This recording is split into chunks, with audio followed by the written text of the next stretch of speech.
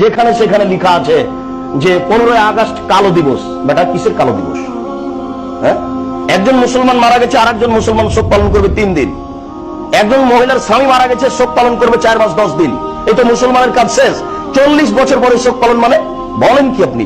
আমি কি অমুসলিম? আমার শরীরে মুসলিম রক্ত নেই? কিসের সুলি আর কিসের ফাঁসি? সুলি ফাঁসির 5 পয়সা দাম দিলে, সুলিও যতটুকু ফাঁসিও ততটুকু, বাইরে যতটুকু ভিতরে ততটুকু, জেলও যতটুকু সেলও ততটুকু। বাইতুল মুকাররমের কথা বলা যায় না? বাইতুল মুকাররমের জামে মসজিদ আপনার কি হয়েছে আপনি বলেন না কেন?